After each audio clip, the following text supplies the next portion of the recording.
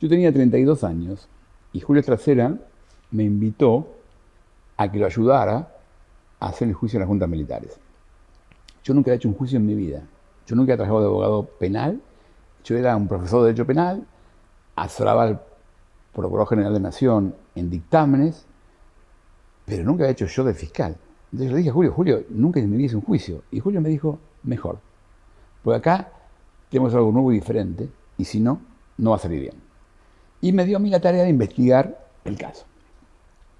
Eso es justo me cambió la vida, en muchas formas. En realidad, yo participé de un milagro. Y creí que eso era normal. Entonces yo toda mi vida pensé que la ley estaba bien para proteger a los débiles. Intenté hacer eso. Y la vida me sonrió y 20 años después me nombraron fiscal de la Corte Penal Internacional. Yo por 9 años tuve que hacer justicia a nivel mundial, lo que era el juicio de la Junta a nivel mundial, el Nuremberg permanente. Después de eso yo quise entender lo que había hecho, porque me gusta aprender, y me fui a Harvard, acepté una oferta de Harvard y estuve 6 años en Harvard. Pero desde los últimos 2 años yo dejé Harvard y me fui a Los Ángeles a trabajar en la Escuela de Cine de Los Ángeles. Porque ahí hay un profesor vietnamita que dice una cosa que me pareció fascinante. Él dice, la guerra se libra 2 veces. Primero en el campo de batalla y luego en la memoria. Y el juicio de las juntas también. El juicio de las juntas se discute en la memoria. Y resulta que hace 3 o 4 años, un Santiago Mitre me vino a ver que estaba planeando hacer una película sobre el juicio de las juntas. Y ahora que yo vengo trabajando en este tema, cómo se plantea la memoria, Santiago va a presentar la película. Entonces yo, para empujar, o sea, reeditamos un libro que yo había escrito sobre el juicio de la Junta, usando las pruebas que yo había hecho, pero me parece que la película va a ser la forma en que mis hijos más chicos, que tienen 23 años, se enteren de lo que pasó. Entonces la película de Santiago va a transformar lo que hicimos en el 85 en la realidad. Y es un shock. Es un shock que alguien haga de vos. Yo ahora estoy reencarnado en Peter Lanzani. No está nada mal para mí, pero Peter Lanzani, lo que haga Peter Lanzani, según Santiago Mitre, eso soy yo. Y es así. Así que yo ahora tengo la chance de tener a Santiago Mitre enfrente mío y preguntarle, ¿por qué hiciste eso? ¿Qué hiciste? Yo todavía no vi la película. Entonces yo quiero ahora charlar con Santiago, ¿por qué hizo la película? ¿Qué quiso decir con la película? Es su película. Es una película que se basa en la realidad, creo, pero también es de ficción, ¿no? Entonces empecemos por ahí, Santiago. Bueno, en principio creo que hay algo que nadie más que vos y todas las personas que participaron del juicio sabe más, que es la importancia de que era una película que hacía falta. Hacía falta revisitar el juicio del 85, digamos. Y eso creo que era algo que yo tenía conciencia, porque tenía admiración por el hecho y porque entendía la importancia de haber hecho ese juicio en el contexto en el que se hizo. Digamos. ¿Cómo encaraste? Vos tenías esa idea, que era importante el juicio. ¿Y cómo te metiste a navegar eso? ¿Qué hiciste para entender más qué había pasado en el juicio? Yo, digamos, la primera decisión que tomé es lo que vos señalaste. El juicio a las juntas, el juicio del 85, va a ser una película de ficción. Yo quería hacer una película de ficción porque creo profundamente en la ficción. Creo que cuando uno investiga y cuando uno trabaja desde un conocimiento, digamos, lo más cabal que pueda sobre un tema, y luego ese conocimiento se traslada a las herramientas de la ficción cinematográfica, tiene una capacidad de transmitir una verdad y una emoción y una tensión, y de poder habitar el hecho. No voy a ser soberbio y decir con más profundidad, pero tal vez con un nivel de profundidad mayor o diferente al que lo hace el documental. Entonces yo tenía claro que quería hacer una ficción, porque quería que la gente que vea esta versión cinematográfica del juicio del 85 vibrase con la tensión con la que suponía o imaginaba que podían haber vibrado las personas que estuvieron ahí adentro. Digamos. ¿Pero vos crees que es una película de ficción o es una película cercana a la realidad? Es una película de ficción basada en un hecho real. Inspirada en un hecho real. Digamos que su ficción se construye a partir de una investigación profunda y de conversaciones muy largas, entre ellas con vos, sí, y con los distintos protagonistas que hicieron ese lugar. Pero bueno, sí, yo cuando me pongo a escribir la película, imagino cómo es Luis Moreno Campo. invento un Moreno Campo que sirve dentro de la lógica de esta ficción, que tiene cosas reales, digamos, que había leído en tu libro, o cosas que me habías contado vos, o cosas que había escuchado en algún lugar, pero que es un Luis Moreno Campo de ficción. Ahora, ese Luis Moreno Campo, o ese Julio Estracera, o todos los que aparecen en la película, son reales y son imaginarios al mismo tiempo, digamos, y son parte de una ficción. Una pregunta que yo no sé nada de cine, estoy aprendiendo en la escuela esta, y yo doy clase con un profesor de guiones, que dice que la teoría es que una película tiene 3 actos, que tiene un comienzo, segundo acto, tercer acto. ¿Es así para vos o no? Vos no viste 3 actos. Mira, es un poco vieja esa teoría. Sí, yo también. Yo pienso lo mismo, me aburro. De todas maneras, yo articulo las películas en actos, sí. Pasa que es lo que se llama acto 1, acto 2 y acto 3, a su vez está subdividido también. Claro. Hay una primera parte del acto 1, hay una segunda parte del acto 1, el acto 2 está dividido en 3 partes y el acto 3 también está dividido en 2 partes. O sea que en realidad son 7 partes. ¿Me contás cómo es? Porque una cosa que queremos hacer es que los chicos de cine aprendan de vos cómo se hace una película de este tipo. ¿Cuál es el primer acto? El primer acto es la presentación de los personajes y la presentación del conflicto. ¿Esas son las 3 partes? Esa es la primera parte del primer acto. El primer acto llega, que son más o menos 10 o 15 minutos, por ejemplo, en esta película, que la voy a empezar a contar, pero esto se va a ver por ahí. Es la presentación de Julio, su contexto familiar, porque para mí el contexto familiar de los personajes era algo muy importante y eso es uno de los temas que yo quería colar en la película, digamos, ¿no? Porque para mí la familia es el primer núcleo político, digamos, en el que uno se forma. Por oposición o por apoyo, digamos, es algo. Entonces, para mí yo quería trabajar sobre la familia como núcleo político, entonces tomé a la familia de Julio y tomé la historia familiar de Luis Moreno Campo para hablar de un tema que a mí me interesaba, digamos. Okay.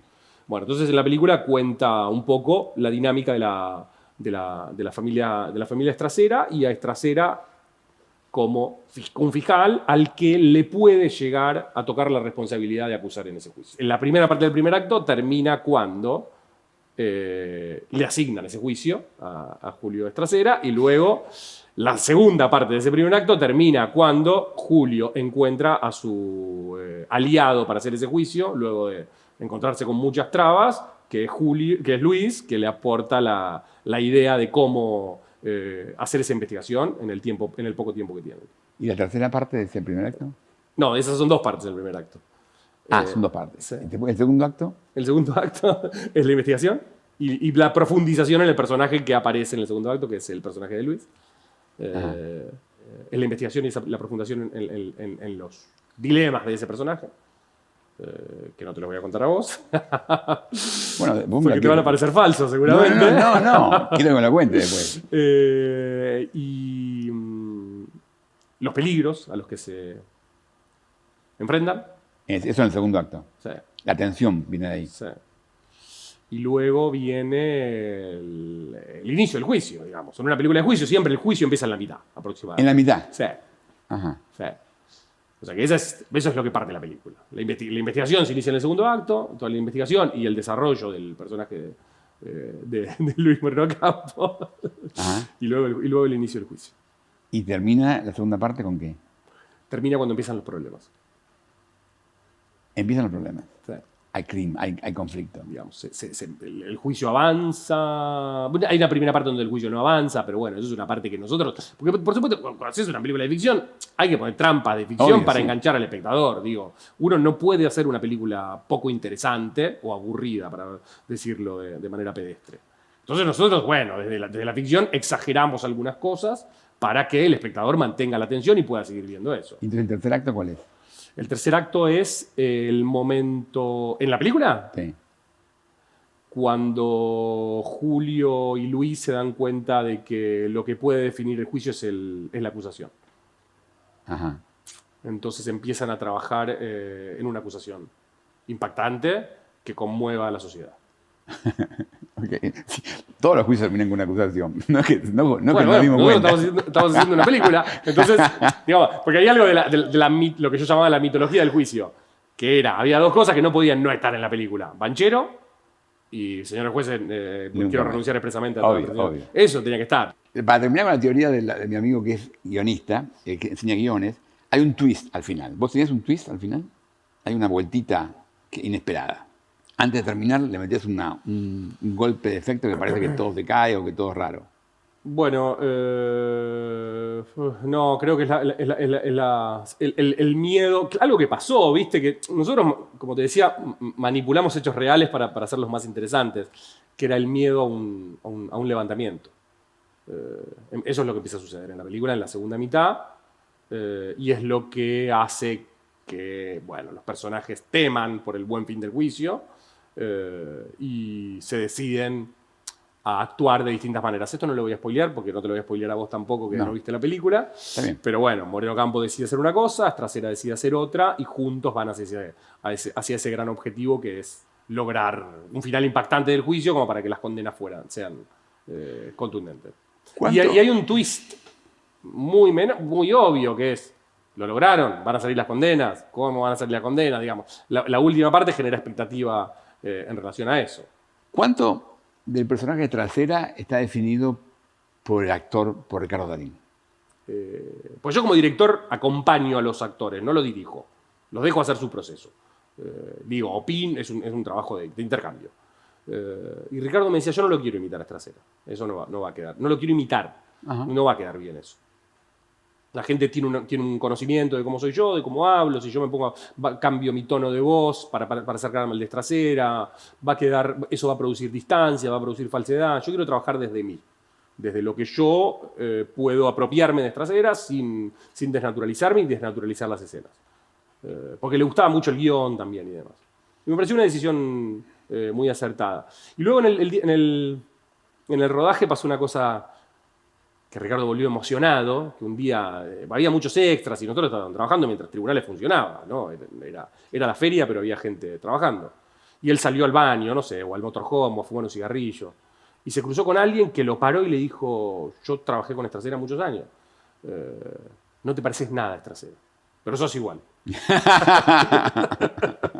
Y él volvió muy contento, como diciendo, bueno, lo estoy logrando, está bien. Me pareció bien la anécdota.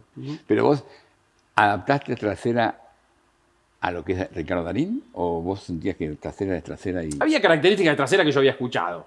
Que era un poco malhumorado, que le decían el loco, que tenía un sentido del humor muy particular, que había implosionado, digamos, durante el juicio, como que ¿cómo llamarlo?